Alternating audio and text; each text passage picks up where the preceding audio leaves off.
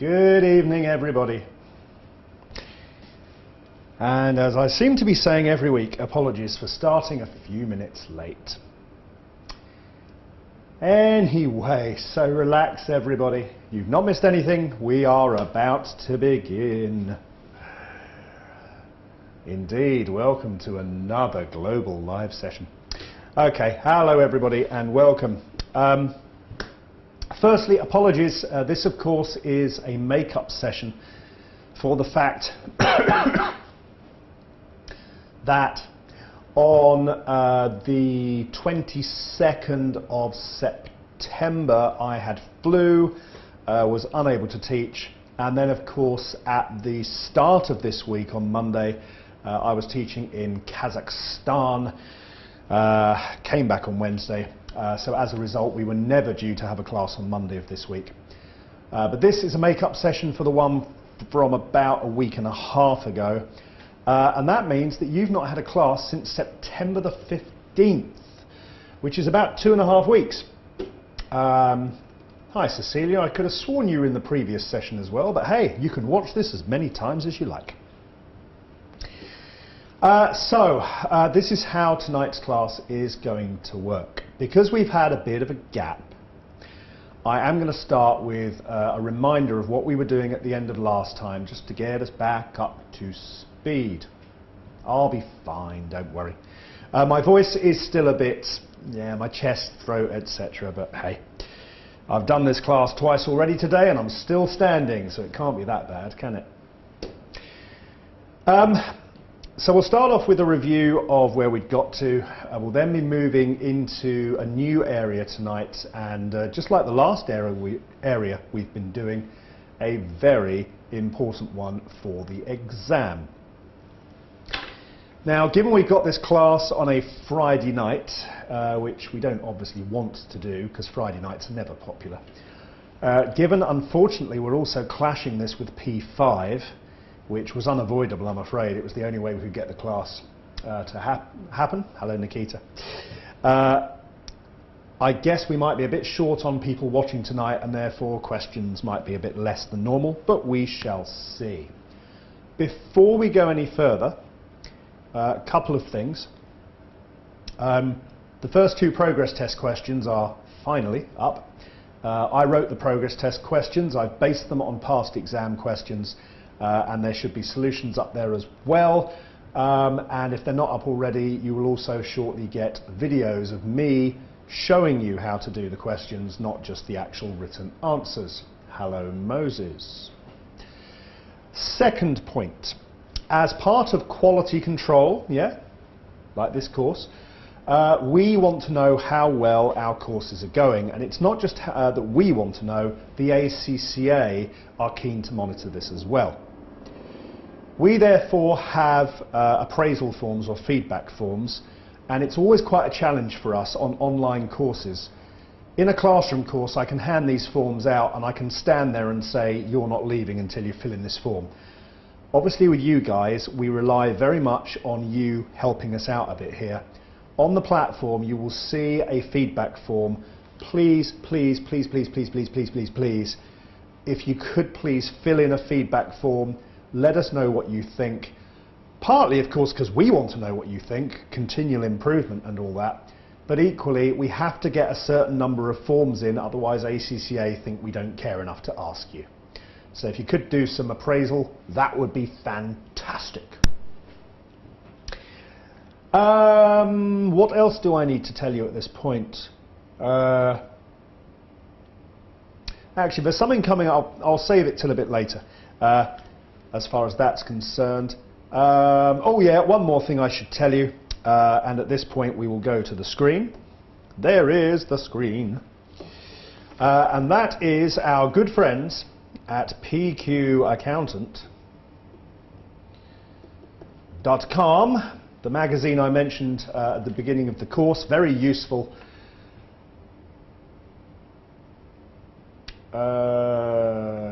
Very, very useful site for you guys in terms of exams and articles and la la la. They have also opened up their 2015 awards nominations. And it would be absolutely lovely if you could nominate LSBF, if you so wish, for things like Online Resource of the Year, maybe? Live online classes, I don't know, I'll leave that up to you. Be great if you could nominate us for that. If you want to say we're College of the Year, that would be fabulous. And obviously, if you'd like to nominate me as Tutor of the Year, or any of your other tutors, not just me, that would be fantastic too.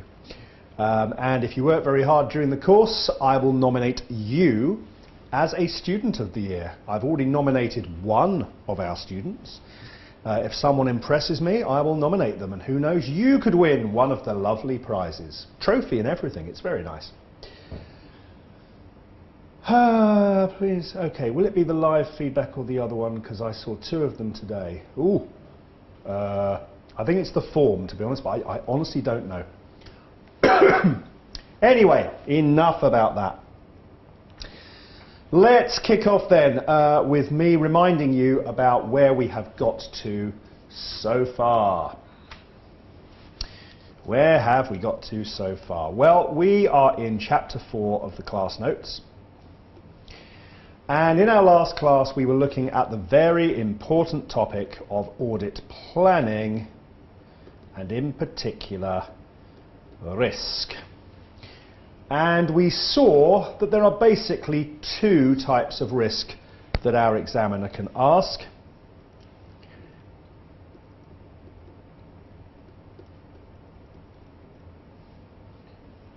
One is called business risk, and the other, the risk of material misstatement. And you might remember that we were working through a past exam question which had both of these in, and that's a nice thing to do because it allows us to compare and contrast how we explain these different types of risk. Just a reminder before we remind ourselves on these two things, she can also ask you audit risk, and she does sometimes ask that question, but audit risk is simply the risk of material misstatement combined with detection risk.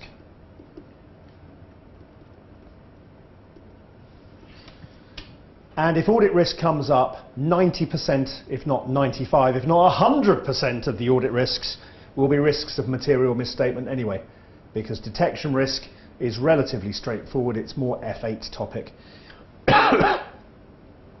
So the key for the exam, even if it said audit risk, is doing the risk of material misstatement. If it's business risk, what did we see in the class 2 and a bit weeks ago? We saw that business risk, when you describe them, it needs to be in terms of potential damage to the business, to the company. Now there is a story going on at the moment in the real world which is so useful for this exam. Some of you will be aware of it, hopefully most of you are aware of it, and it involves a major supermarket chain in the UK called Tesco's. And Tesco's, it appears, managed to, yes, well done Faris, straight in there, and oh crikey, everyone's in there. Tesco's have managed to overstate their half-year profits, all because they overstated their half-year revenue, so the number at the top, by £250 million. Well done Tesco's, that's pretty impressive. And it's a very interesting story for numerous reasons, and I'll be alluding to it once or twice during the class. Business risk. Well, clearly it's a business risk. It's damaged their reputation as a nice, safe company to invest in. Warren Buffett, the king of investors, many have said, has said within the last day or two, I think, investing in Tesco's was a big mistake and he wished he'd never done it. Hardly good for the reputation. Shares in Tesco's have been going not good. And it's going to cause them damage in other ways because they're now being investigated by various regulators, including their own industry regulator, financial regulators. There's a chance they're going to get fined. So not good news, is it? Not good news at all. But we can also look at Tesco's in terms of the risk of material misstatement. Because what is the risk of material misstatement? It's the risk the accounts are wrong. And we saw that was for two different reasons. Inherent risk and control risk. Inherent risk, errors in the accounts caused by the nature of the business and its transactions. Control risk, errors in the accounts because of weak systems. Accounts are produced using a system that involves IT, that involves human beings, and if that system has flaws in it, that can give rise to mistakes in the accounts. Internal controls, absolutely. So why are Tesco's accounts wrong? Maybe it's inherent risk. I mean, I don't know how much you've read into this, but it seems that the mistake has been caused in the following way. Tesco's obviously buys a lot of stuff from suppliers. But here's the weird thing. If Tesco sells enough of the products of one of its suppliers, Tesco's has, it seems, as part of its deal, the ability to go back to a supplier and say, well, the reason we're selling so much is all the advertising we do, which we're paying for, and you are now getting more sales to us because we're selling your product on your behalf. Tesco's then go to the supplier and get the supplier to pay Tesco's a sort of reward for the amount of stuff they've sold. Interesting, isn't it? So Tesco's are being paid by their suppliers as well as their customers. Now that's quite weird, isn't it? And you could understand why that could create mistakes in the accounts, because it's not the normal way things work. You pay suppliers, you don't have suppliers paying you. So maybe it's inherent risk. Tesco's accounts are more complicated than you might have first imagined, and that might be why they've got a mistake. But I don't think that's the reason. No. Yeah, like a commission, basically. I think they call them rebates. It's a very interesting idea, isn't it? You end up selling more stuff that you bought from a supplier, so you go back to the supplier and say, well, I'll order more because I'm selling more, but because I'm selling so much, you now need to give me some money back as a reward because I'm selling your product. Interesting. You see, I don't think it's inherent risk, because I think Tesco's have probably had these deals for some time, so I'd imagine Tesco's do actually know how to handle them.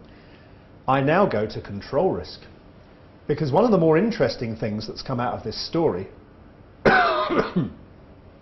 Tesco's is very good for understanding IFRS 15. I concur, revenue and all that. But one of the interesting things is this. It turns out that until a few days ago, Tesco's had no finance director. Bit weird, isn't it? Massive company, no group finance director.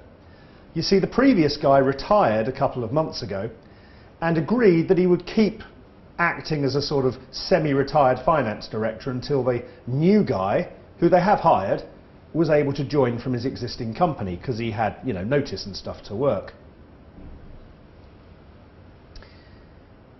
Thing is, the previous chief executive of Tesco's, who's now left, he told the ex-finance director, there's no need for you to come in anymore, you can stay at home if you like.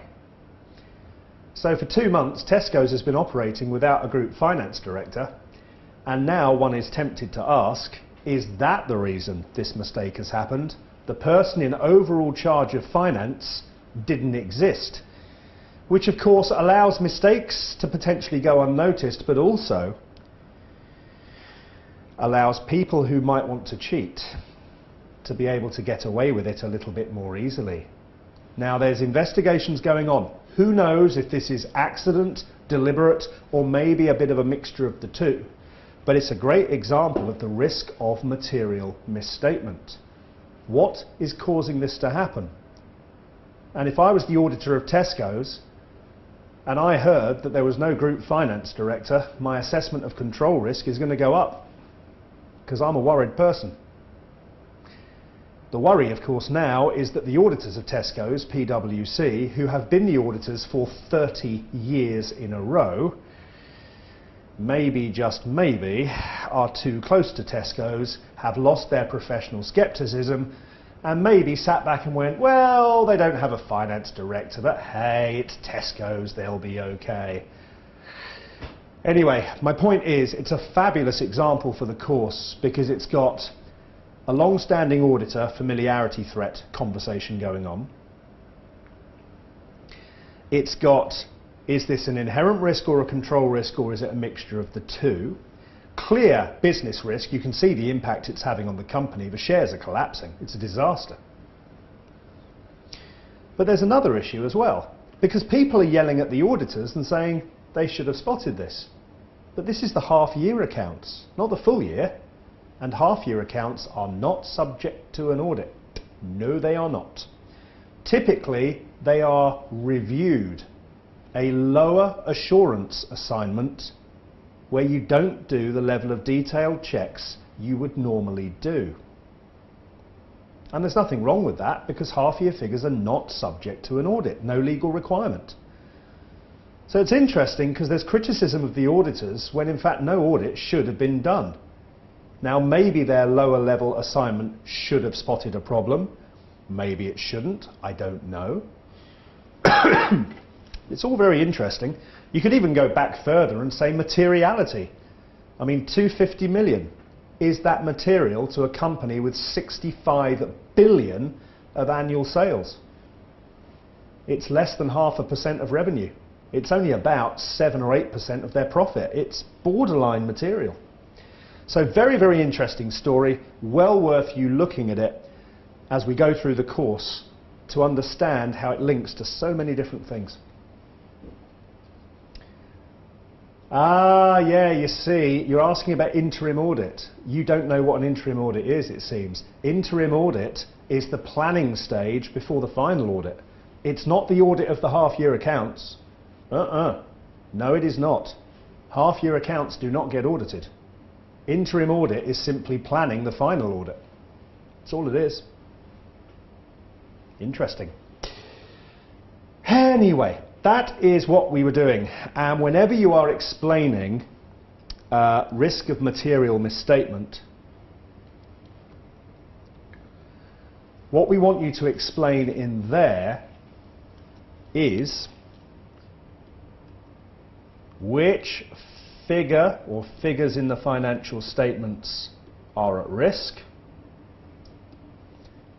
And that's hopefully going to mean you're going to mention an IAS or IFRS, an accounting standard. Always explain why, which of course we always do.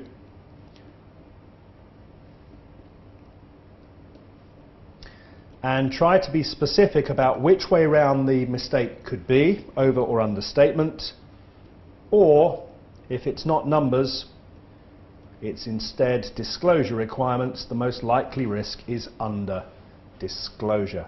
And as long as you remember when explaining risks of material misstatement to follow that sort of plan, you'll be fine. Anyway.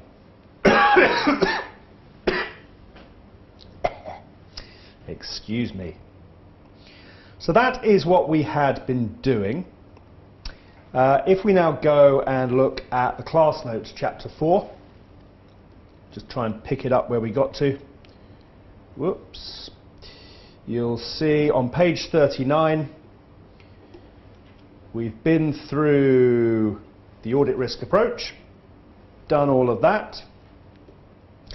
We've highlighted that if auditors don't understand their client's business, it's a lot harder to identify where the mistakes in the accounts might be, and therefore it's really useful if auditors can understand their client's business risks, which is why when we did the exam question, that's exactly what we did, didn't we? We did business risk in part A and then risk of material misstatement in part B.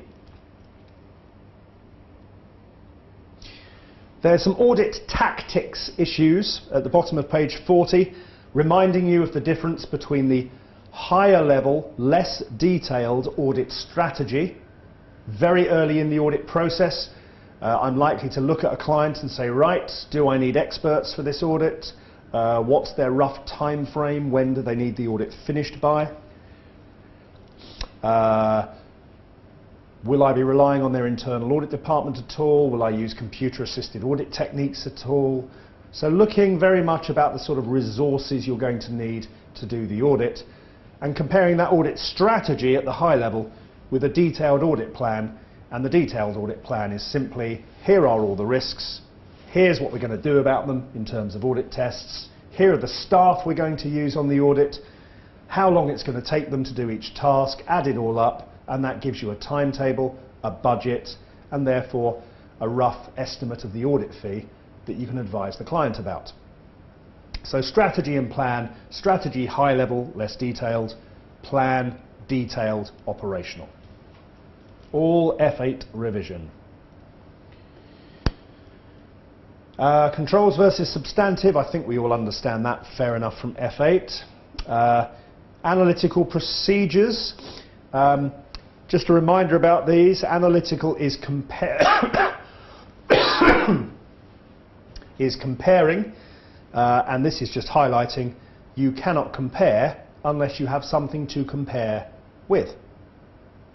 So analytical works very well on an audit if we can compare this year's figures with last year's, but you can only do that if the company last year was a similar size and was doing similar things. If there's been a huge restructuring this year, don't compare with last year. It won't compare, will it? Likewise, we say compare to other companies in the industry. Well, you can only do that if there are other similar companies in the industry. There are going to be some organisations where, frankly, you're a monopoly, or you're a company that works in such an odd way it's difficult to know if there are any other companies that would be comparable.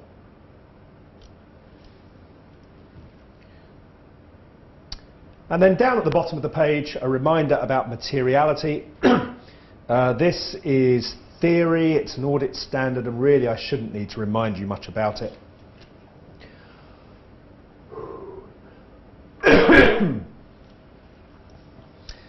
But can I just remind you of one important thing, which is when we consider materiality by size, we tend to say 0.5 to 1% of revenue,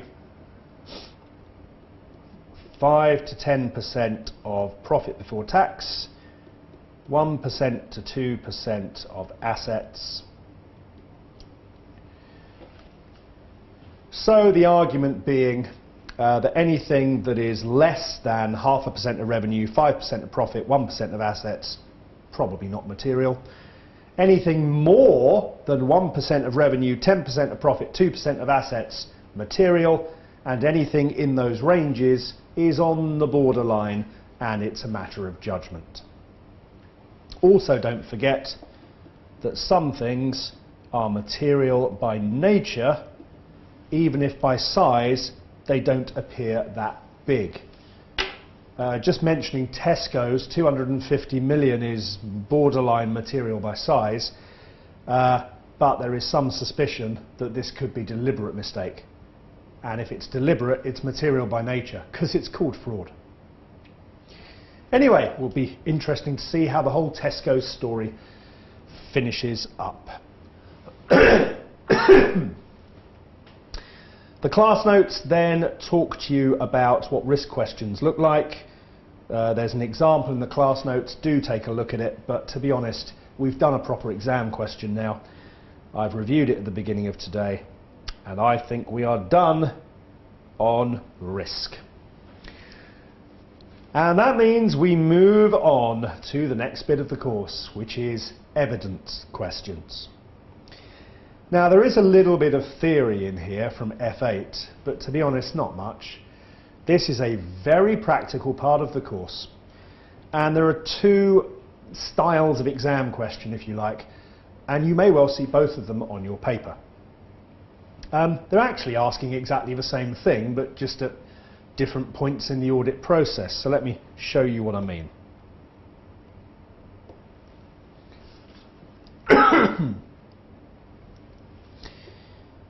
If you're doing a question at the planning stage of the process even, which probably means we're looking at question 1 on the exam, the big audit planning risk question, you could get a question that says something like, describe the audit procedures which means tests, by the way,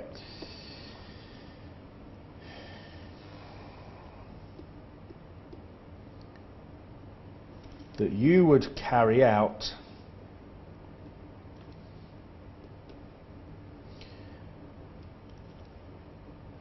on the loan. There you go, let's pick something, a loan.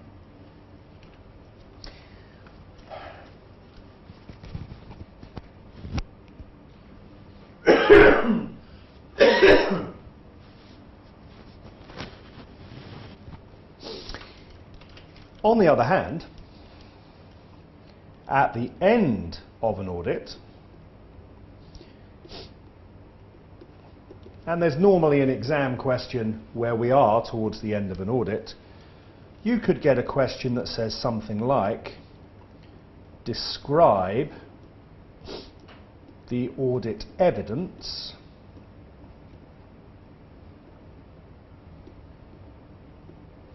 you would expect to find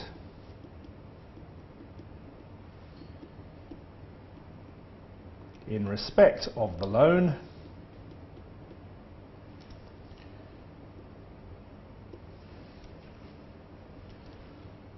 when reviewing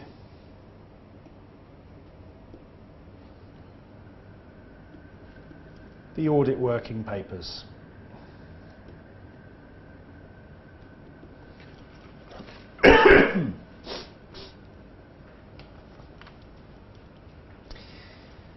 Okay, so let's call that one A and that one B.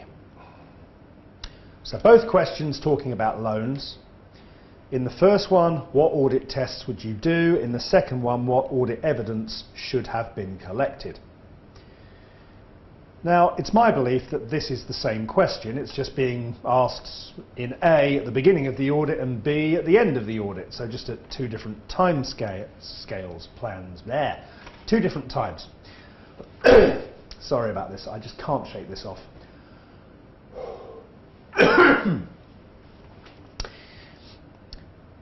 If a question asks for a procedure, well, a procedure is something you must do, or a verb, in other words. If something asks for evidence, well, evidence is a thing, it's a noun. So if I was doing A, I would probably write something like inspect, which is a verb, the loan agreement, and if I was a bad quality student, that's all I'd write, and I might get half a mark if I'm lucky.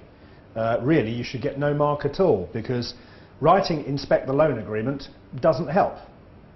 I mean, I might inspect a loan agreement if you tell me to do that, and I might say, ooh, what a lovely loan agreement look. It's on beautiful paper, and the writing is so neat. But that's not what we're meant to be inspecting, is it? Much better is to say, inspect the loan agreement to, and that's our explain why. Always nice to get the word to or because into your sentence. Inspect the loan agreement to verify that the interest rate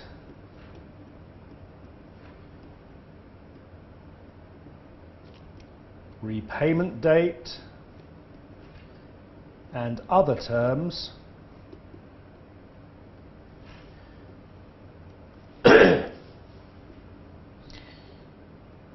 are the same as the details disclosed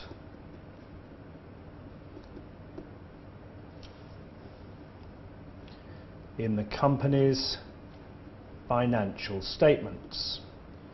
Because with loans,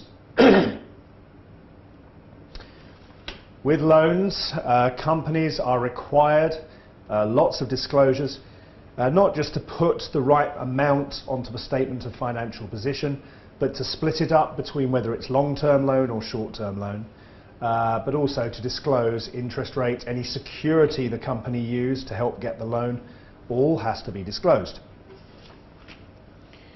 If it was B, and the question is saying, describe the evidence, now what I would say is a copy of the loan agreement, because that's what I'm expecting to see on the file. Verifying the interest rate, etc., etc., same as A. So the only real difference in the way I'm writing my answer is the first few words. The actual explanation of what you're doing should be the same. Anyway, my point is, whether a question says what procedures or what evidence, I think you'll find you're going to end up writing pretty much the same thing. So if after writing an answer you think, oh no, it said procedures and I've done evidence, or it said evidence and you've done procedures, don't get too worried about it. It probably will make no difference at all.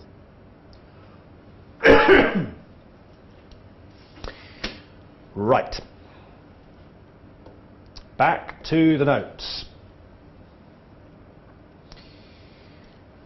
These are question types that have been around for many, many years. So we've seen loads of examples of them, and as such, we have a very nice, organized technique for how to answer them. And as long as you practice the technique and focus on the technique when doing this on exam day, that should help you to get as many marks as your knowledge is capable of getting. Now let's just be sensible here. Technique is great and it maximizes your ability. What I can't do is change your inherent skills. If someone comes to me who is 6'8" tall, has massive shoulders, massive arms, a nice straight body, strong legs, big feet, and says, hello, can you make me an Olympic swimmer? The answer is yes, I probably can. Because let's face it, you're halfway toward being an Olympic swimmer already, you're huge. And if you've got big feet and big hands, you're going to move through the water very, very quickly. If you come to me and you don't look like that and you say, can you make me a better swimmer? Yes, I can show you technique that will make you as good a swimmer as you're going to be. Are you going to win Olympic gold? No. Now, as far as evidence is concerned,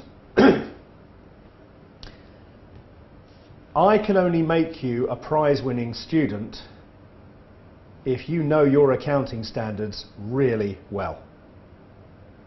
Now, I can get you 70% on this exam, even if you don't know your accounting standards very well, but the better you know the standards, the better my technique is going to work.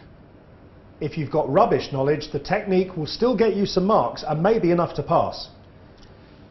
So the technique is there to maximize your potential. You must stick to the technique. If you've got good knowledge and you stop using the technique, you might still get through because your accounting's strong. If you don't have amazing knowledge, if you don't do the technique, you're in deep trouble.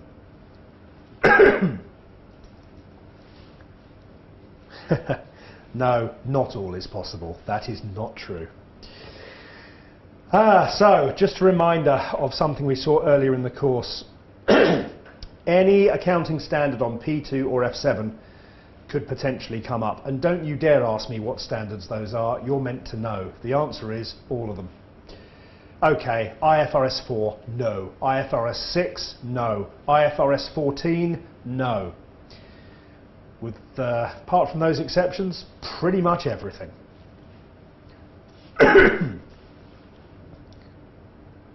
Right, question technique. It is often the case, as you will see shortly, as we are about to do a question, that a question will ask you what are the matters you are considering now that you've read this story, and what is the evidence or the procedures that you recommend. In terms of the accounting matters, well, if it's matters you're considering and it's an accounting issue, surely the starting point is what are the relevant accounting standards for the situation that I'm reading about. Now, this is where your knowledge becomes very important. Obviously, if a question says that the company has revalued its assets, well, guess what? It's about revaluation and assets, IAS 16. Bit of a giveaway there. But sometimes the question will not mention any useful words, and that's going to make life a little harder. Most of the time she does give clues, so you'll probably spot what the relevant accounting area is. The next question, of course, is, do you know what the rules are? Once we've identified the relevant rules, the next job is to try and work out if the company's done it right or not. Maybe they have, maybe they haven't. And the other thing to identify is how material is all of this. If they've got it wrong, could it be material to the financial statements? So what are the rules? And again, like the risk question, we're going to mention the accounting standards if we can remember. Do we think they've got it right? How material? And that is your plan. Evidence, procedures. Well, audit tests are something that came up on the F8 paper, and I'm hoping all of you recognise AEIOU. 5 basic types of audit procedure. Sort of depends who's been teaching you F8. If it wasn't me, you might have been told there are more than 5, because there are more than 5.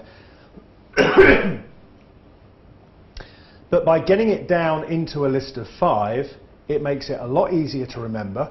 Remember, it's not a technical question, what are the 5 types of test? No, we just want a useful memory jogger so that when we're trying to come up with tests, AEIOU works very well indeed.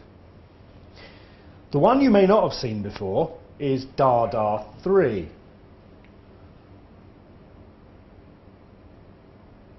Because DADA 3 are the 5 types of audit evidence, and I invented DADA 3. It's mine. So unless you've been taught by me, you've probably not seen it before. And I reckon that with AEIOU and DADA3, it should give us enough ideas for the sort of tests we'd need.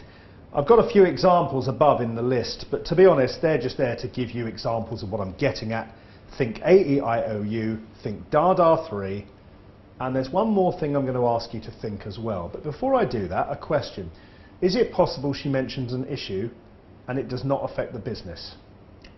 Sorry, Nikita, I've got no idea why you're asking that. We're talking about accounting here, so business sounds like business risk to me. We're talking about why their account's wrong.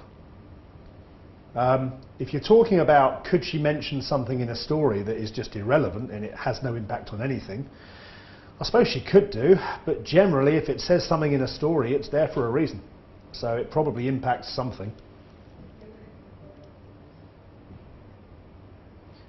Now,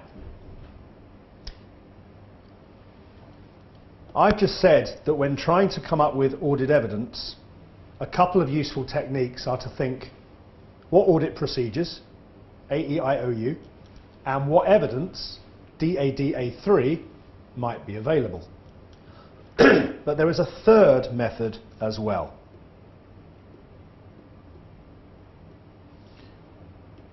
So there's method 1, there's method 2, method 3.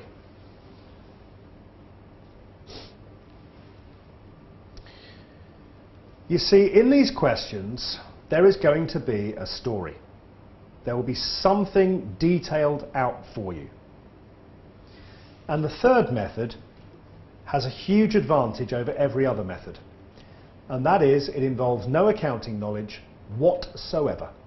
Because all we are going to do is we are going to test every fact in the story.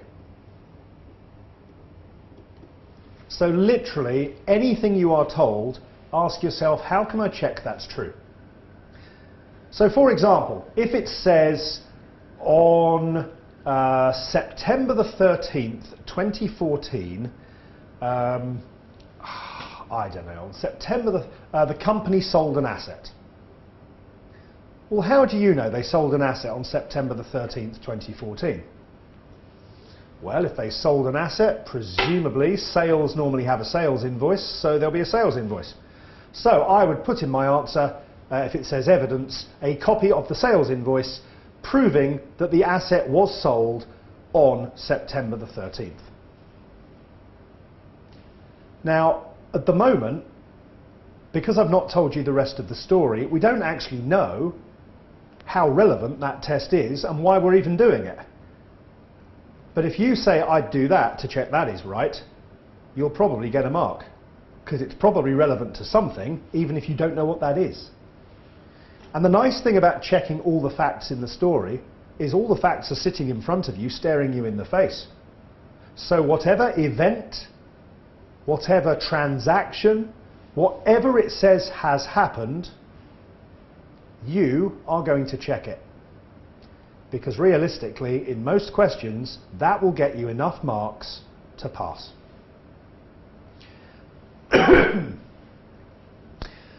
Well, enough preparation, no more needed. Armed with that very little amount of information, what sort of things we're looking for matters, what sort of ways to come up with evidence, we are now going to have a look at a past exam question. Naturally, these types of questions are all about accounting issues, so if your accounting knowledge of standards is not very good at the moment, this could be a little bit painful. But by exam day, you have got to have practiced loads of these. There are loads in the revision kit, there are plenty on the recent exam papers as well. The more you've looked at, the more your accounting brain will have been tested. Now, I've got plenty of questions I could do at this point and choose.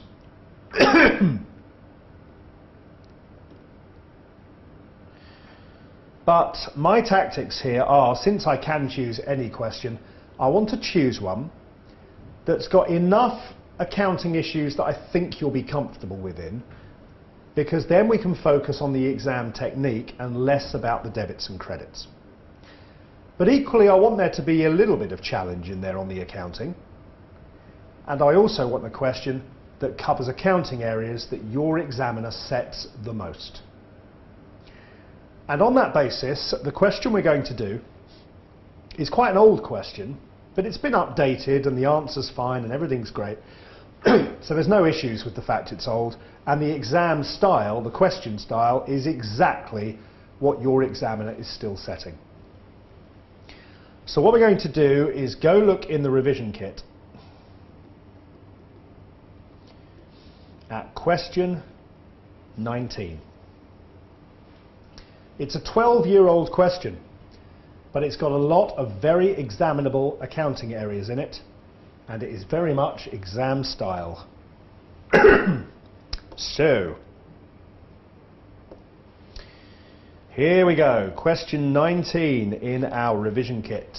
Whenever we do questions, do not read the story until you have read the requirement. Let's just give ourselves a bit more space. So just move it there.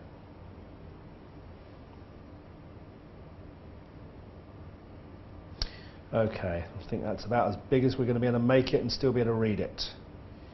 In fact, I'll tell you what, if we just do that. Okay, here we go then.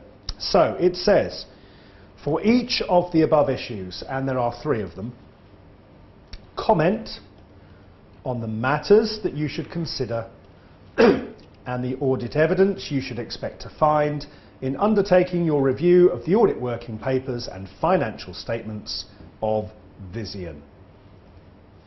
The moment you see matters,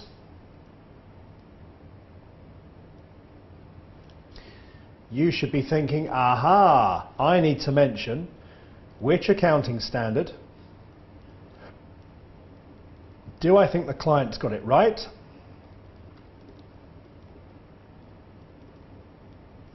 and materiality. The moment you see evidence, you should be thinking, let's think AEIOU, let's think DADA 3, but maybe the easiest one to start with is test every fact in the story. And armed with those techniques, we are going to try and come up with answer plans.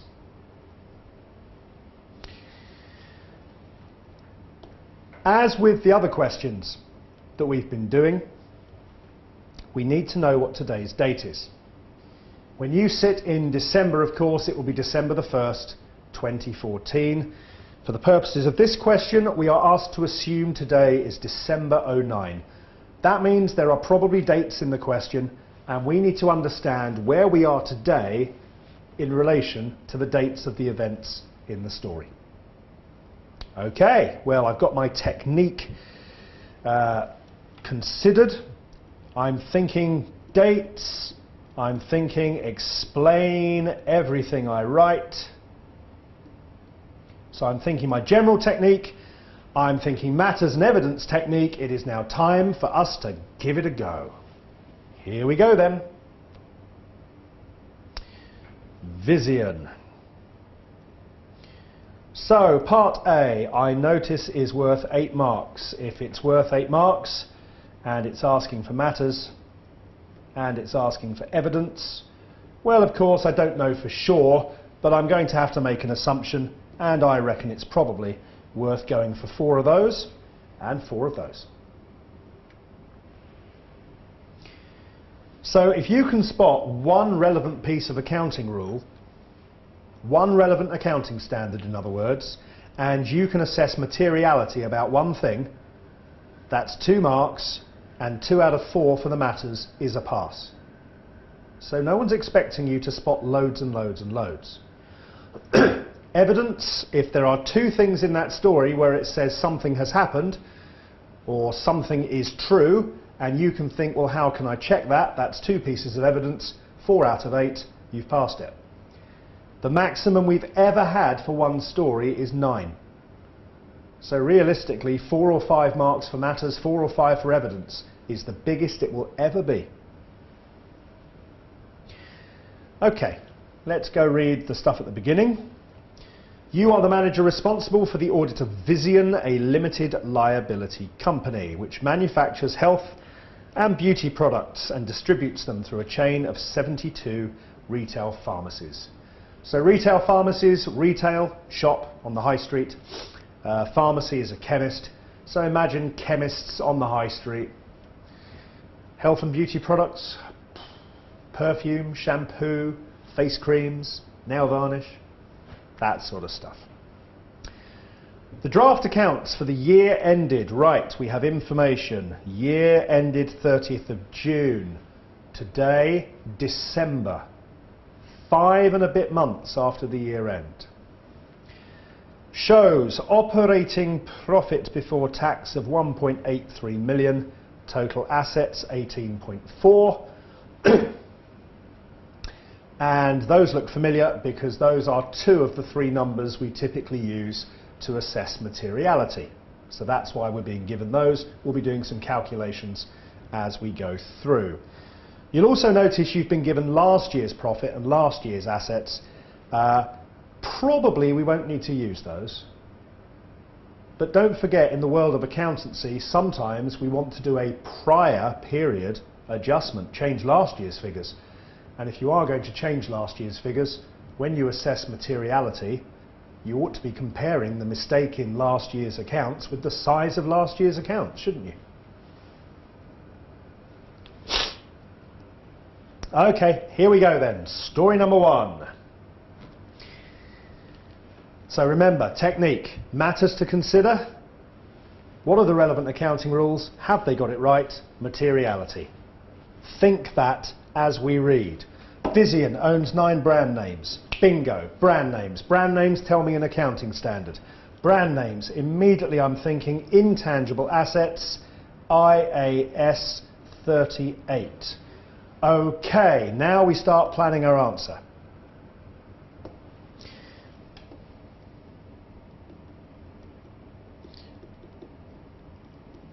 Because I'm thinking what I know about IAS 38, intangible assets, and in this case in particular brands, what I know about brands is that if they have been purchased,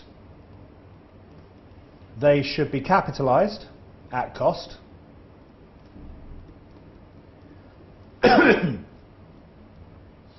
amortized over the useful economic life of the brand. The useful economic life should be less than or equal to 20 years, but the UEL can go over 20 years. In fact, you don't have to amortize at all, but in that case, they would need to do an annual impairment review instead.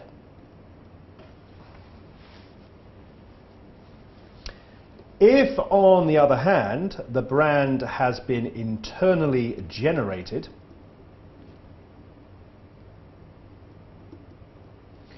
then any of the costs involved in generating that brand, like advertising and stuff, will be expenses. So, when I see the word brands, those are the matters I consider. Has the company got this right or wrong? I don't know. I stopped reading when I saw the word brands. Let's go and see, shall we?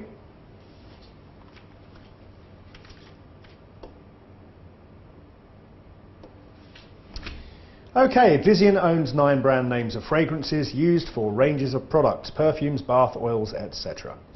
4 of which were purchased, 5 self-created. So both of those rules are relevant in this situation. Purchased brands are recognised as an intangible asset at cost. Well, that's correct. Amounting to $589,000 and amortised on a straight line basis over 10 years. The cost of generating self-created brands and maintaining existing ones, you know, advertising, marketing, etc., are recognised as an expense when incurred.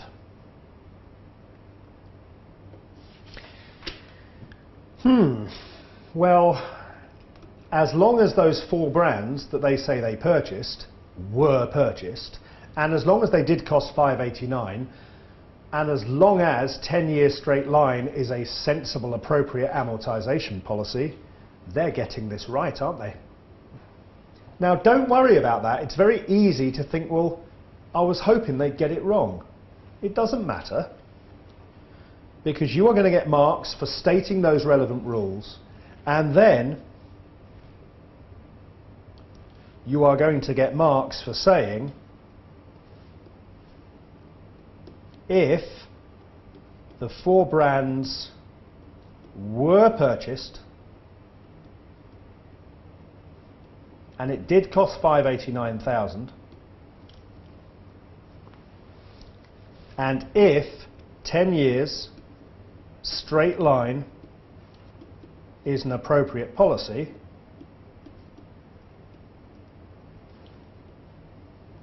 then client is correct. It's not a problem, as I said, that the client appears to be getting this right. Not a problem at all, because your ability to show you know they're getting it right is still ability that will get rewarded in marks. Thing is, there's another sentence in this question, and at the moment, this is not looking like P7 level stuff. I mean, okay, intangibles, but they're not that complicated, and at the moment,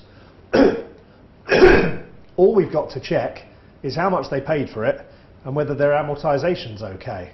That's not complicated enough. I'm getting nervous that this is a bit too easy. And that means let's go back and read, because I reckon there's more to come. Demand for products of one of the purchased fragrances, Yule Excite, fell significantly in July '09. Well, there's a date, and I've told you dates are important. And if the year end is June, that is after the year end, which means that fall in demand is an event after the reporting period, IAS 10. So now in my matters to consider, I'm now thinking of a third issue, a second accounting standard, which is IAS 10, events after reporting period, because that fall in demand was post-year end. Now I go into the IAS 10 rules. What do we know about events after the reporting period? We know this. If the EARP gives us more information about the company's year-end position, then that EARP is an adjusting event.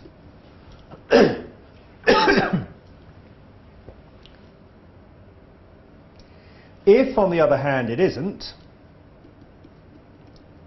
doesn't give more information, in that case it's non-adjusting. But if it's a significant non-adjusting event, it should be disclosed by the company in a financial statement note. So you've got three outcomes. Adjust it with debits and credits, don't adjust it or do anything, or don't adjust it with debits and credits, the numbers don't change, but there's a disclosure note. I wonder, do we know if that fall in demand is adjusting, non-adjusting, or non-adjusting but disclosable? And if it's adjusting, what would the adjustment be? Well, we've still not read the whole story. Fell significantly in July 2009 after a marketing campaign in June, another date, and this time before the year end, caused offence to customers. Right. Now let's go back to our answer plan. Is this fall in demand adjusting or not? Well, when I see the words fall in demand, I'm thinking that is a clue of something called impairment. When I see a fall in demand, I think any asset relating to the product whose demand is falling, well, that asset is potentially impaired. In this case, the asset being the brand. I mean, let's face it, the value of a brand is the sales you get from it. Question is, though, is the fall in demand adjusting, non-adjusting, or just disclosable?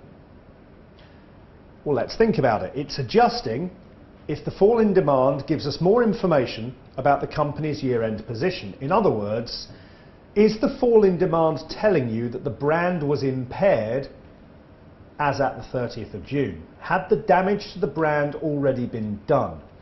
And based on what I'm reading in the story, if the marketing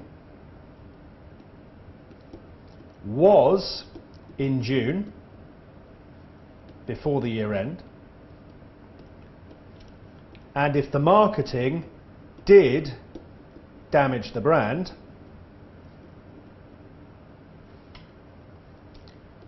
then that fall in demand is an adjusting event, and that brand was damaged, it was impaired as at the year end. Wow. And can I please remind you we have not yet dealt with materiality, and all of this is just the matters and therefore worth about 4 marks. Which means we probably need to do materiality quickly and get onto the evidence, don't we? Because we are overdoing this. Of course, the reason we're overdoing it with all of this analysis is that I know my accounting rules very well, and whatever story you throw at me, I'm going to spot a lot of things. A lot more than most students will. So if you think I'd never spot all of this, or how do we get all of this down in time, the answer is you probably don't. But then you don't need to, because there's too much here for 4 marks. And there are more issues, by the way, as you'll see at the end of the question. Let's get on to materiality. How material is the potential mistake here, the impairment? Because they've got the rest of it right. But if this brand is impaired, how impaired does it need to be material? You see, the problem we've got is we don't know how far sales have come down. It says significantly, but we don't know the numbers. And there's another issue here. I don't actually know the carrying value of the You'll Excite brand. How much of the 589,000 is the You'll Excite brand? Because that's 4 separate brands adding up to 589.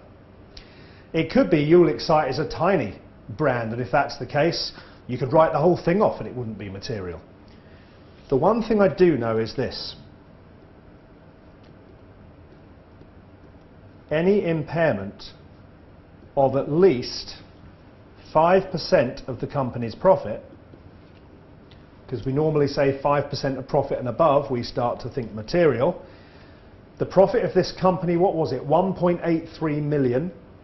10% is 183, so 5% is half of 183, which is 91.5 thousand, so 91,500. Any impairment of more than that amount is probably going to be considered material. Now, what have we done there? We have highlighted what are the relevant accounting rules to the situation.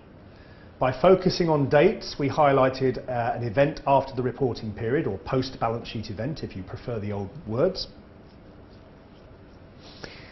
And after highlighting potential accounting issues, I've then tried to assess how material any mistake they might have made is. You could work out the materiality of the entire 589,000. But the thing is, we're not going to write off 589,000 because as far as we can tell, only one brand has been damaged. The other 3 in that 589 appear to be okay. So you can calculate how material 589 is if you like, but if we're not writing 589 off, I'm not sure why that's relevant. The key number is how damaged in dollars is the value of the You'll Excite brand, and we don't know.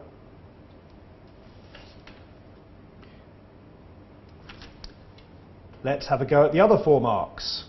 Evidence. And as I said, to me, the key to this is thinking AEIOU for 5 types of test, DADA3, 5 types of evidence, so 2 very useful idea generators. But before I get onto those, let's test every fact in the story.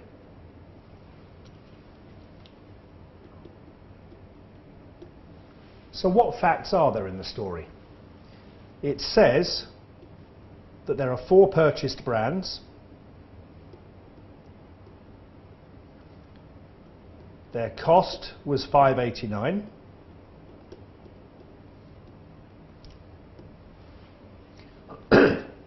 It tells you that the amortization policy is 10-year straight line, or 10% of cost per year. It tells you there's been a fall in demand in July 2009.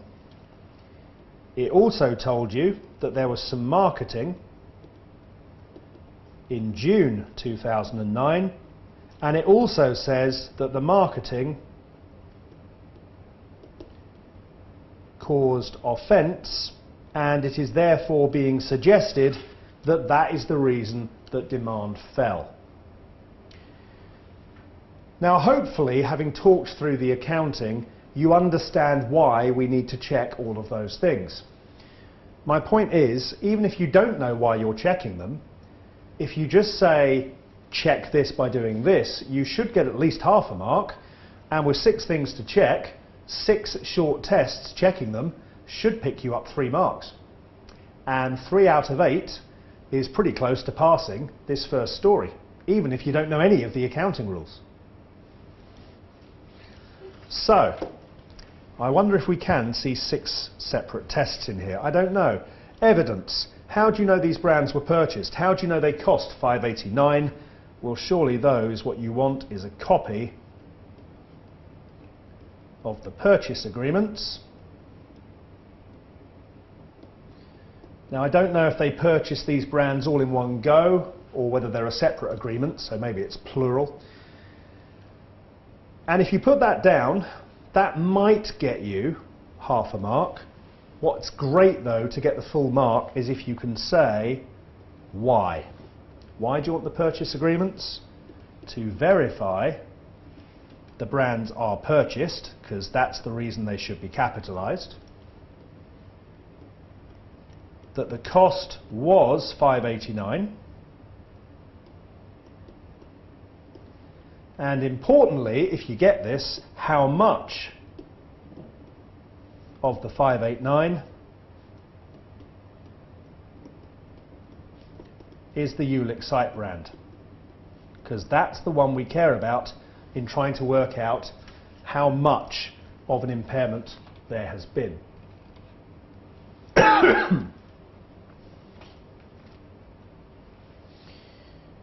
Maybe an invoice, but I would have thought $500,000 for brands. I doubt you'd have an invoice because it's not really a good, is it? It's more a right to use names. So I'd have thought some sort of legal agreement. But if you say invoice, it's not wrong. I just think it's not quite as right as my answer, if you see what I mean. Amortization, 10 years straight line.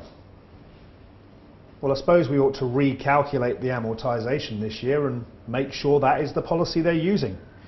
Evidence I'd expect on the file, a recalculation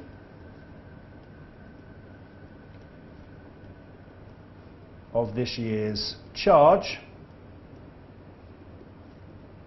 to verify in line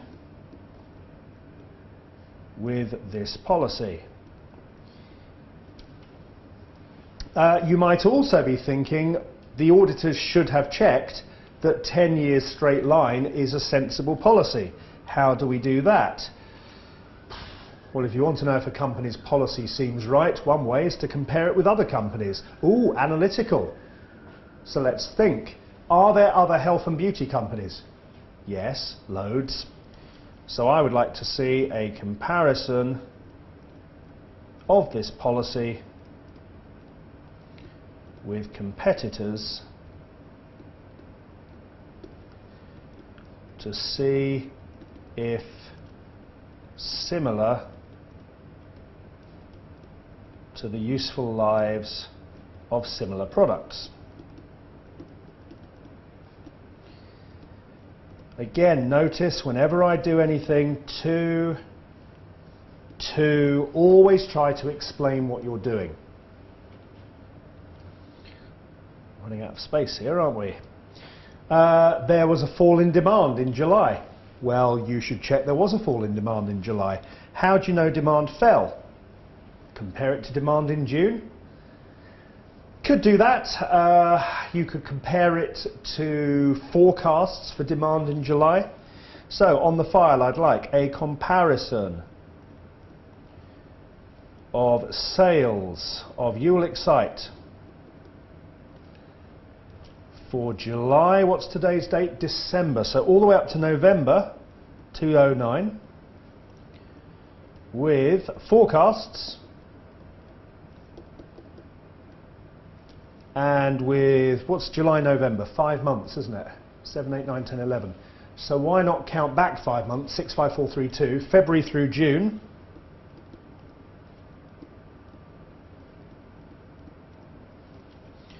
To understand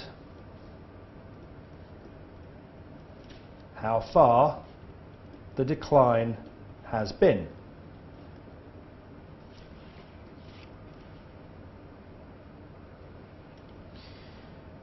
We need to check that marketing happened in June. Now, the reason I'm checking it is it's a fact in the story.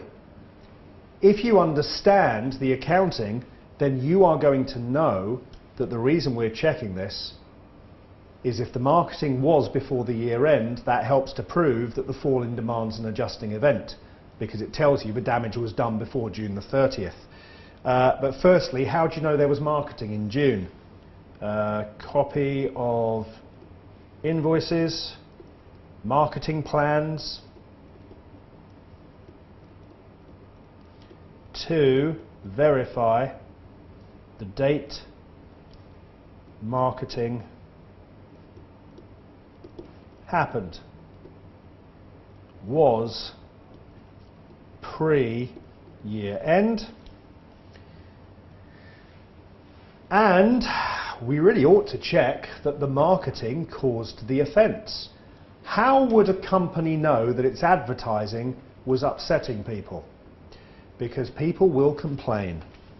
So I'd like to see copy of complaints, and if it's a really big complaint, there's a good chance that it's not just letters to the company, it could be press reports.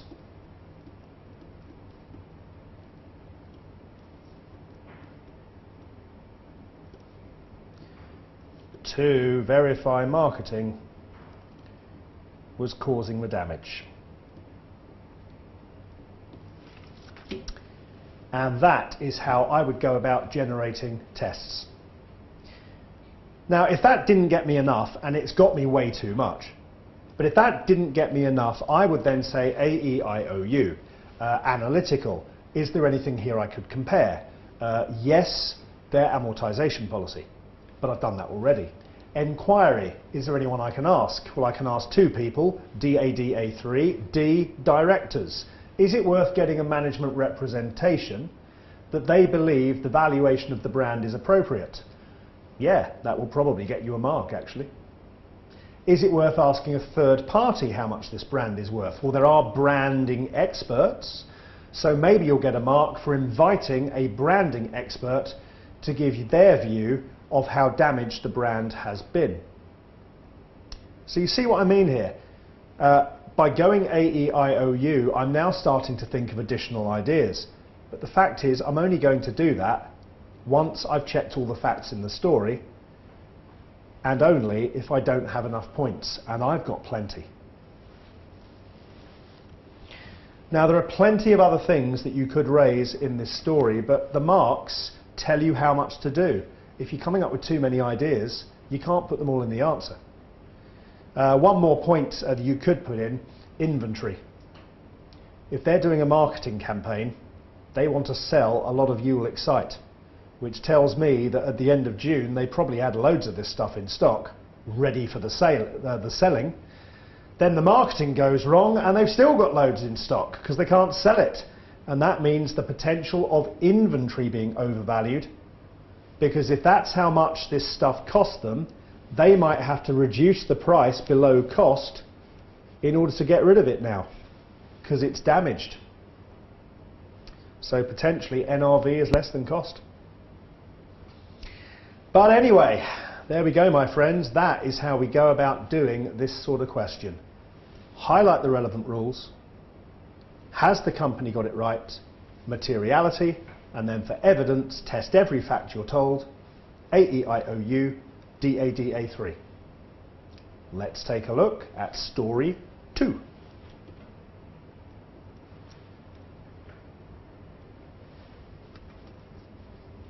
Story 2, or B, is worth slightly less, 7 marks, but 7, 8's about the same thing. So again, let's aim for 4 matters, 4 evidence. Same thing as before. Think technique. I'm going to read this through. I'm going to look out for dates. I'm going to explain every point I make. I'm going to look for relevant accounting rules. Here we go. In June 2009, ooh, it's a date. And it is before the year end. What's the company going to do before its year end? I wonder if this is relevant. The directors announced plans, well, I know what I'm thinking, but I'll come back to it, to discontinue, ooh, so you should now be thinking IFRS 5, assets held for sale and discontinued operations. The range of medical consumables supplied to hospital pharmacies. The factory manufacturing these products closed in July 2009, after the year end. The moment I see after the year end, I'm now thinking IAS 10, events after the reporting period, although in this particular case, IFRS 5 is going to cover it without any need to look at IAS 10. It then says provision, and as at least one person has already said, IAS 37. Completely agree.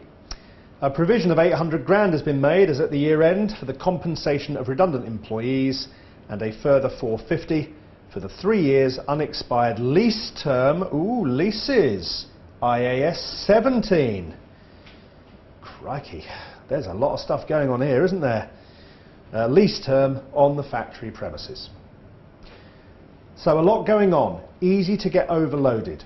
Relax, stick to the technique.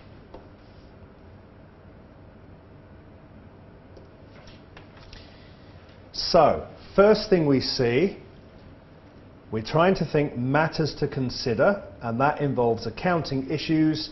First thing I'm thinking, IFRS 5. Part of the company has been discontinued. And I now remember that a discontinued operation means separate disclosure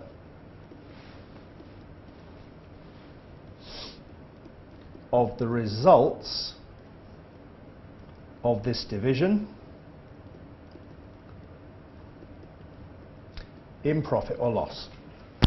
It's also in the cash flow statement, by the way, separate disclosure there as well. So that's the accounting solution, separate disclosure. I can already see in the story no mention of whether this client has separately disclosed or not, so I already know I can't tell if they've got it right. However, I do know what the rules are for whether something qualifies as a discontinued operation. It is discontinued if it was closed or sold before the year end, or it is held for sale at the year end. So that needs to be true, and it needs to be a clearly separate material part of the business.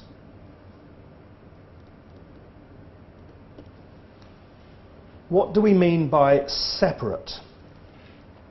Well, by separate we mean separate products from what the rest of the business does, or separate markets, so it could be geographical market, for example. But another way to look at this is like this. If we're saying any discontinued operation, the company needs to show separate results within profit or loss, that's going to surely mean separate revenue and separate costs. Well, you can only show separate revenue and separate costs if there's separate revenue and separate costs.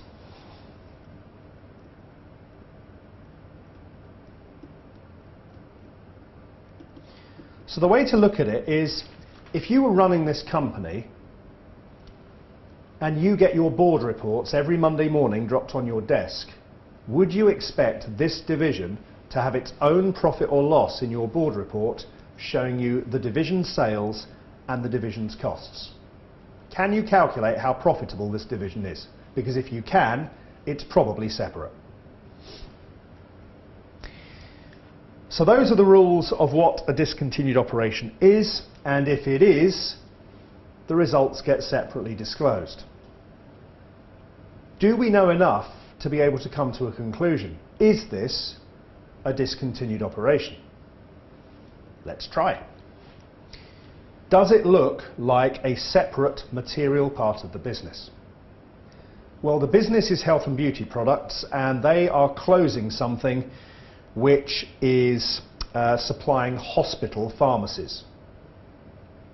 Hospitals, health and beauty. Sounds separate to me. It is also in a factory that was closed, so it's got a separate building. So given it's got separate products and a separate building, given that the workforce is being made redundant, they're clearly separate from the workers in the health and beauty part of the business. I would say it's separate. It's hard to tell how material this division is because there's no numbers, but if the company's making 1.8 million in profits and shutting this business down is costing 800,000, almost half its profit in redundancy costs, I think that tells you this is a pretty big division.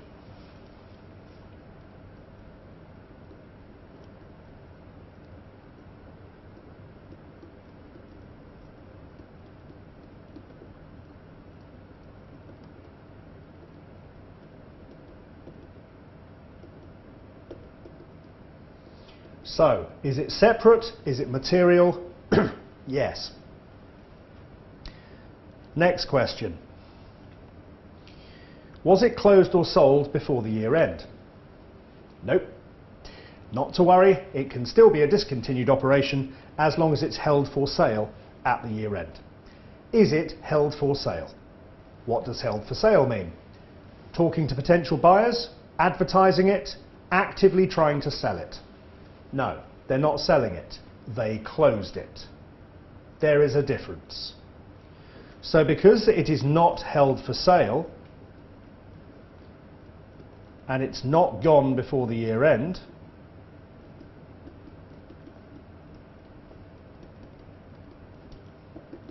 this is not a discontinued operation. So if our client has separately disclosed the results of this division, its accounts are wrong. It must not separately disclose. Well, it must, just not at this year end. Because in 12 months' time at the next year end, they will ask the question, was it closed before the year end? And in 12 months' time, the answer will be yes.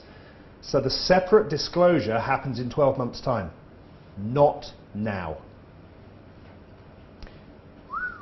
Now that is a lot of analysis, and we haven't even started on the provisions and haven't even mentioned materiality, and we've still got the evidence to do. And IFRS 5 is not the easiest standard in the world. A lot of students hate it, not least because it's got discontinued operations and assets held for sale, two separate things which, as you can see in this story, are potentially linked, because a division that is held for sale will also qualify as a discontinued operation. Oh, painful stuff, isn't it? But the good news is that even if you don't get any of that, there are easier points to deal with, because there are two provisions in here. So let's talk IAS 37. Companies should account for a provision if there is a year-end obligation in place, a payment is likely, or if you wish to use a different word, probable, and the payment can be estimated. And if all those three things are true, a provision is required. Provisions come in two basic types.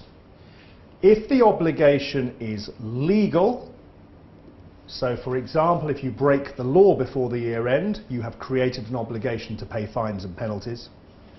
And the other type of obligation is called constructive.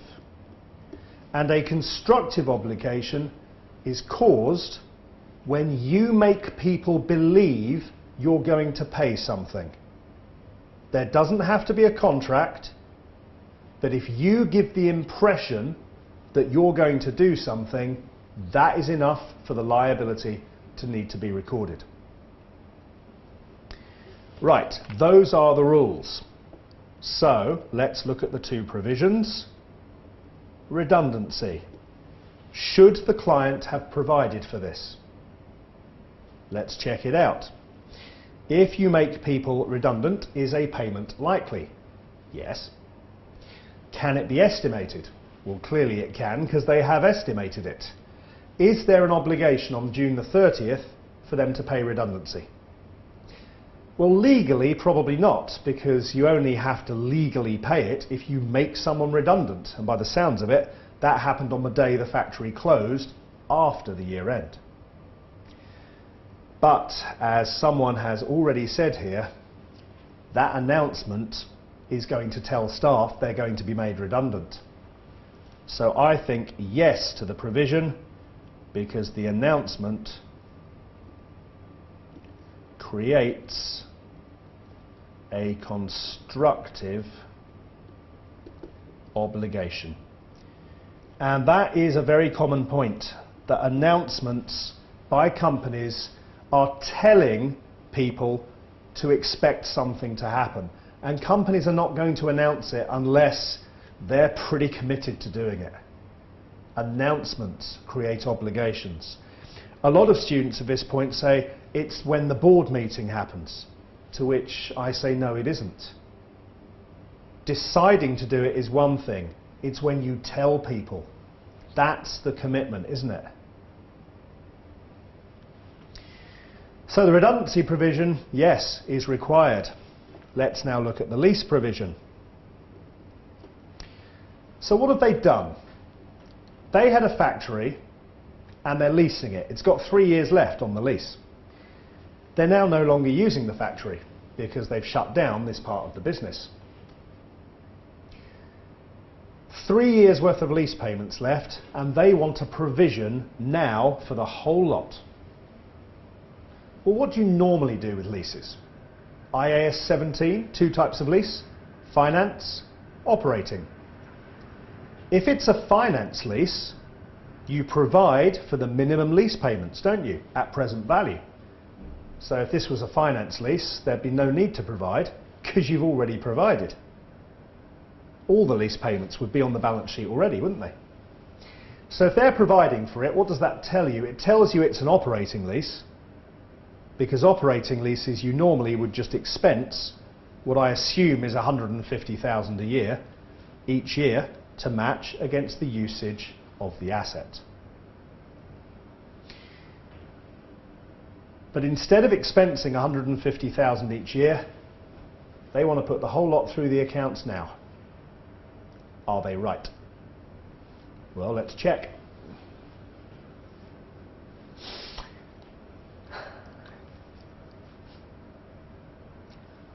Are they likely to pay anything on the lease? Yes, it's a contract. You're stuck with it. Can we estimate how much? Don't need to estimate. There's a contract. We know exactly how much. So let's go back to the obligation thing then. Is there an obligation to make those payments? Well, yes, if you've signed a lease, you're obligated, aren't you? In fact, the more interesting question with this situation is, surely under the definition of provisions, all leases should be treated like finance leases. Because the moment you sign a lease agreement, you are obligated to make future payments. And that is why there is a big debate that's been going on for years and years and years that says we shouldn't have finance and operating leases, everything should be a finance lease. Because that way we'd provide for all lease payments. Let's not talk about that now, but you can sort of see the logic, I hope. Anyway, should they provide for it? The answer is yes. Indeed. Logically, this is quite a difficult one to work out. Now, there is some logic that helps prove the point, but before we get on to that, in fact, you don't need any logic, you need to know your accounting standards, because this is called an onerous lease. In other words, a lease that you wish you no longer had, because it has no value to you. You can't use the building. That is what an onerous lease is, when you're leasing an asset you wish you could get out of, but you're stuck with it. You sign the deal, you're going to have to pay the last 3 years. Now, in reality, this company will go to the owner of this factory and will say, look, what we could do is pay you 150,000, 150,000, 150,000, but we'll be honest, we don't need your factory anymore. Realistically, prices have probably gone up. You can probably lease it out to someone else for more than what we're paying you. So I'll tell you what, instead of paying you 450 over the next 3 years, how about we do a deal where we pay you a smaller amount now to cancel the lease, and then you can go and lease your building to someone else. If that was what was happening, and if the owner of the building was looking like they'd say yes to this, the provision would be a lot smaller. But the story says nothing about this. We have to assume that they're stuck paying the 450. And that's an onerous lease, and the rules of onerous leases say you provide for all the remaining lease payments. That's a fact. If you want to look at this logically, this is how I do it. Leases are contracts. And there is an accounting standard that looks at contracts. It's called IAS 11. Now, I know it's construction contracts, but it's based on accounting logic, so let's try and use the same logic. If you're doing a construction contract for a customer that will carry on after the year end, as you're probably aware, you are able to recognise a percentage of the profits from this deal at the year end. So if you're 90% of the way through the deal, you can recognise 90% of the profits. What you might also remember is if you've got a loss-making construction contract, you recognise the entire loss at the end of the year. Well, my argument is that lease is now a loss-making contract. It's costing you 450 grand, and you're making absolutely zero revenue now because you've shut that bit of the business. So it's a loss-making contract. Provide for the loss. Right, let's just check, back to the technique. Have we mentioned the accounting issues? Most of them, yes. But there's another one. And it's worth remembering this. You don't need it to get all the marks, but it's worth remembering because these three things tend to come as a group. Why are they closing this division? I mean, why not sell it? The reason they're not selling it is presumably they think no one's going to pay for it because no one thinks it's got any value. I mean, you don't throw things away if they've got value, do you? You try and sell them, get a bit of money from it. So I'm thinking that this division is probably not worth much money, which is making me concerned that this division's assets are probably impaired. And because they didn't shut it till after the year end, those assets were still there at the year end, and I think there's a risk they're overstated in the accounts because they should have been subject to an impairment review to write them down to their true value. And if all that's going to happen in July when they close it is they go and hire a skip and they throw everything in that factory into the skip, thus getting them no money at all, then the assets of that division are worth zero. Think about the logic. A few months ago, the directors started looking at this division and thought, not doing very well. The moment they have that thought, impairment, IAS 36. If they then announce they're going to close it down, provisions, constructive obligation, you see. When they actually close it, discontinued operation. Three standards. Impairment, the moment you think something's doing badly. Provisions the moment you announce you're going to get rid of it. Discontinued operations when you get rid of it. Those three will often happen at the same time in a question. Going concern, maybe. Well, maybe.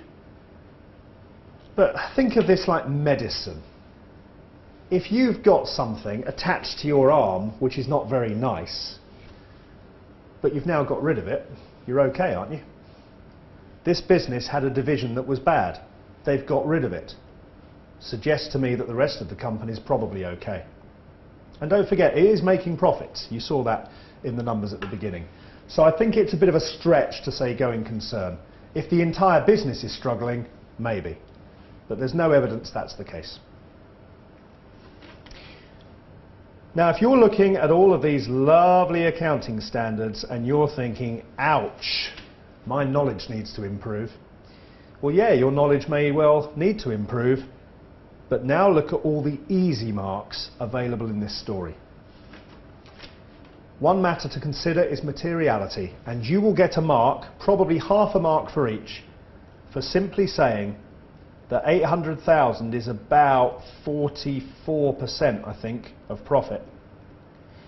And the 450,000 provision is about 20... I'm being lazy. 450 divided by 1.83 million, wasn't it? 25. So both the provisions are material. And for simply identifying that if these provisions are wrong, it would be a material misstatement, you get a mark. Pretty easy, isn't it? And then, having looked at the 4 matters marks, evidence. Probably looking at 4 marks worth here, so let's try and say 4 bits of evidence. What are we going to say? Well, I say let's test the facts in the story. What are the facts in the story? There was an announcement in June. The factory closed in July.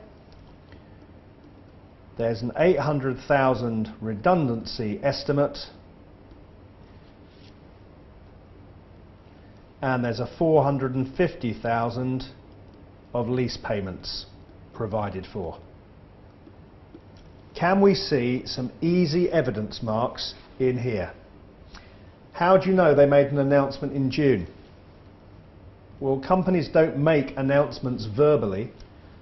I would want to see a copy of the press release. And if you're making people redundant, there'd have been letters to staff. And if you can get copies of those, you can therefore do that to prove that there was a constructive obligation before the year end. Board meeting. Well, the board meeting minutes help, but as I said before, all those prove is that they've decided. Decision is not the point. The announcement of the decision is the point. So personally, I wouldn't bother with board minutes. How do you know it was closed in July? Well, if you close down a factory, I'd be looking at things like a copy of payroll in July and August to show redundant staff are gone. And the other thing I'm thinking is if you're no longer using that factory, the last few things you did before you left the building are you switched off the lights, switched off the gas, switched off the water, and disconnected the telephones. So I'd also like a copy of utility bills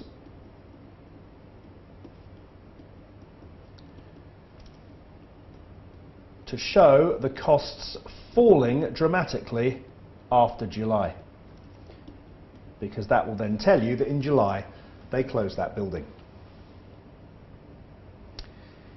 How do we know that 800,000 is a decent estimate of that redundancy? Well, we could, of course, look at employee contracts. We could get legal advice, or we could remember dates. If that announcement was in June and the closure was in July, and it's now December, 5 months later, surely that redundancy has been paid. So I would be looking at bank statements, cash book, and letters to staff confirming the payment.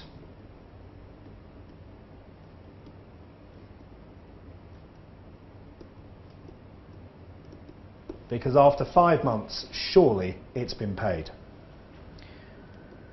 And maybe the easiest mark in the entire question, how do you know they owe 450 grand on the lease? Well, personally, I'd want to see a copy of the lease agreement to prove that that's how much they owe and they've got no way out of it. So that's the second one.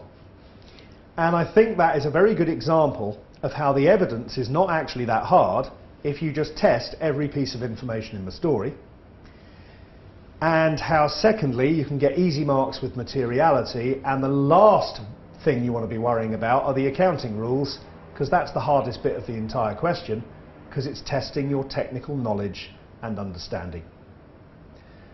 So if I were you, plan your evidence, your materiality, and worry about the accounting rules last.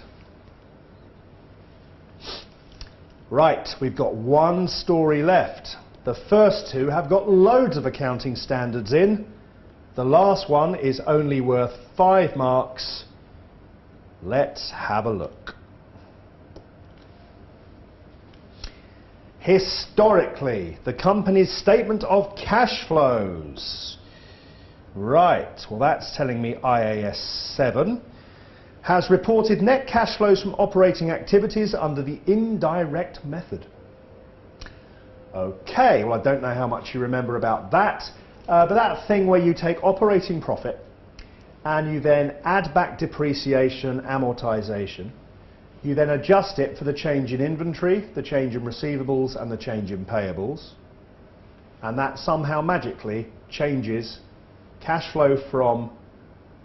profits into cash flow from profits.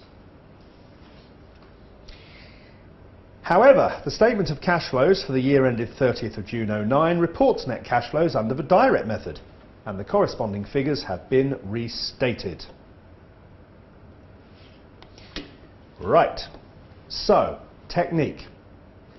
What are the relevant accounting issues?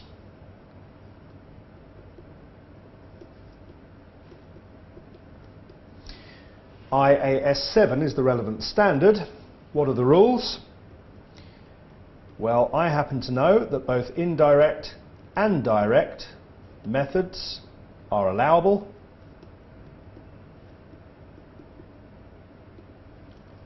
And you can change.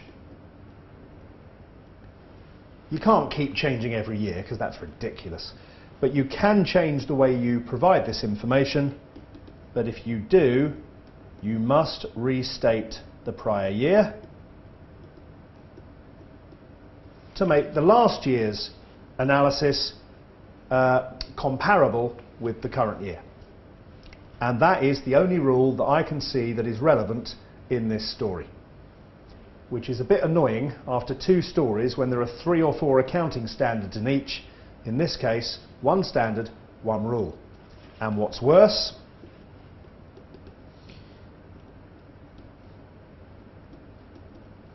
as far as I can tell, this client is doing absolutely nothing wrong. Now, when that is the only thing you've got to work with, it is easy to start panicking. Stop. Technique, technique, technique. This is a matters and evidence question. We have highlighted the relevant accounting rules and said whether the client's got it right. Keep going. Materiality, we should mention. What do we know about materiality? We can assess it based on size or nature. There's no size here because there's no mistake, there's no transaction. This is about presentation. So it has to be by nature, because by size makes no sense. Are cash flows material? Well, they're material if shareholders care. Do shareholders care about cash flows? Yes.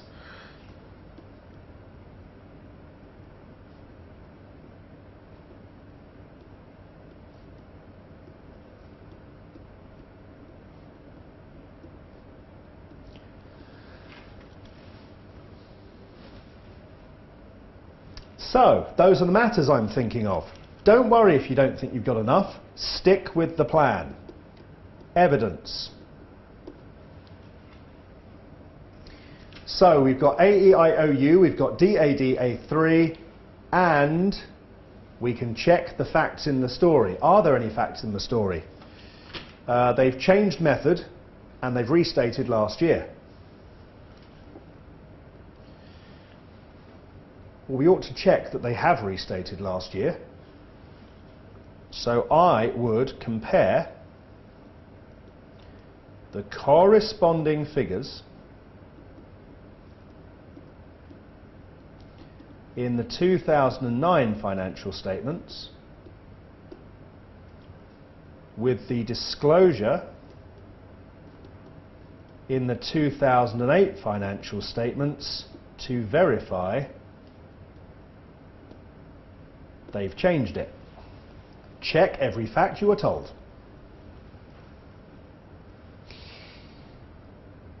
Now, if you've stuck with the plan, you've mentioned IAS 7. Okay, if you don't know what IAS 7 says, you've got a problem. If you've said material by nature, and if you've said let's make sure they have changed the corresponding figures, you've got 2 or 3 marks out of 5 and you're on the borderline of passing.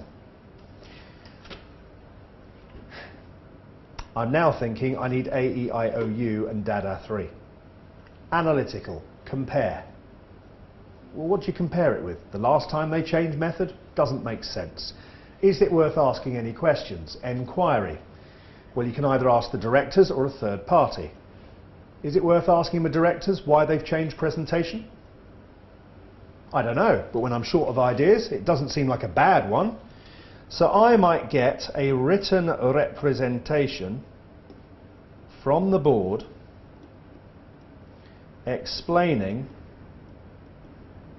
why they changed presentation method.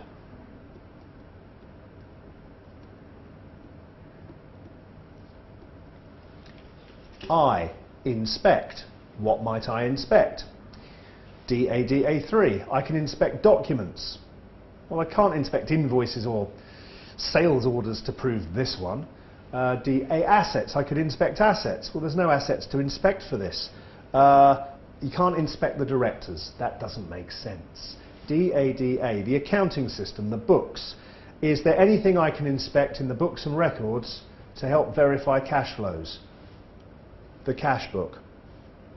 We need to check that the numbers they are disclosing agree to the cash book.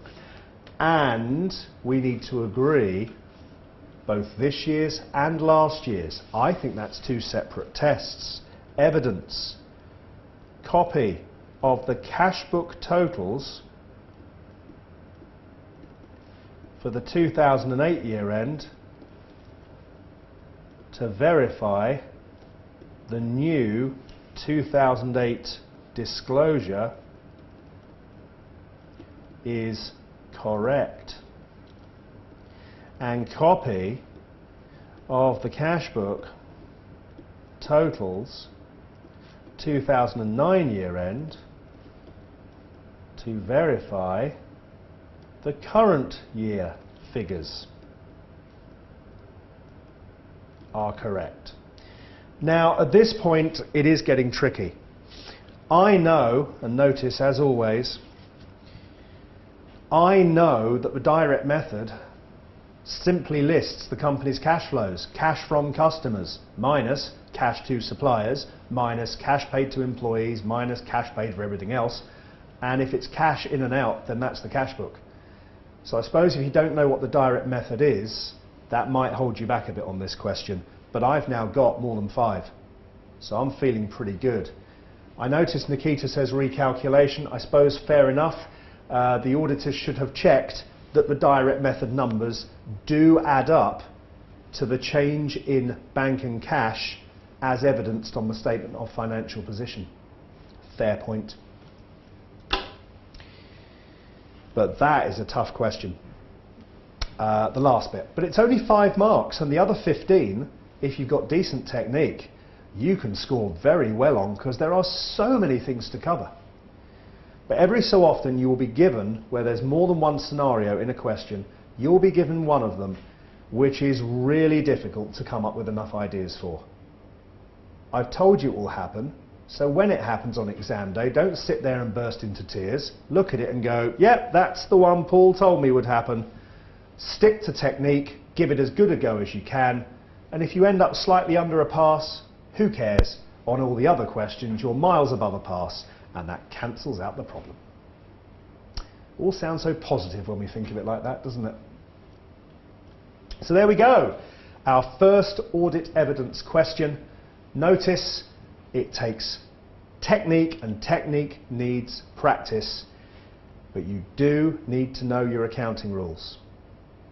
Now, we've not quite finished tonight, we've got a few minutes left, but that is where we'll be picking it up on Monday.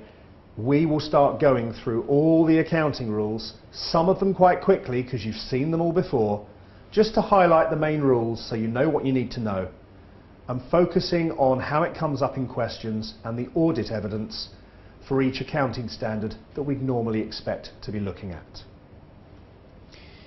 But before we get to Monday, we need to finish tonight.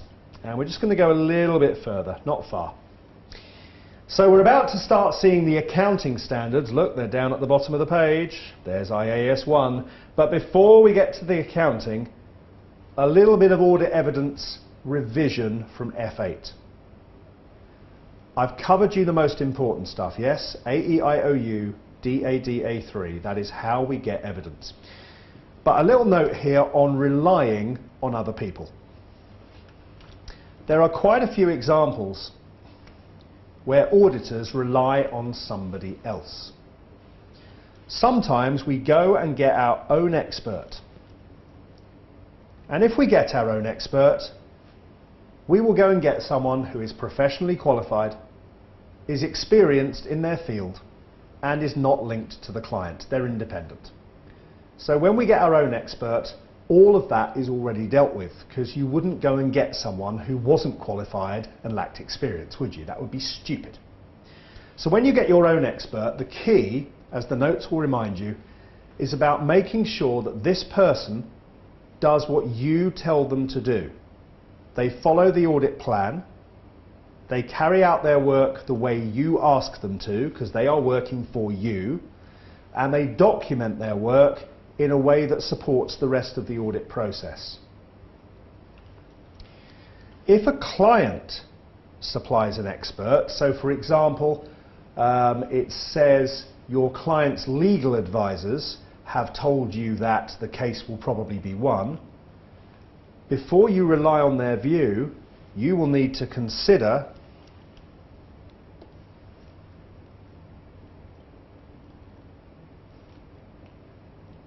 are they professionally qualified?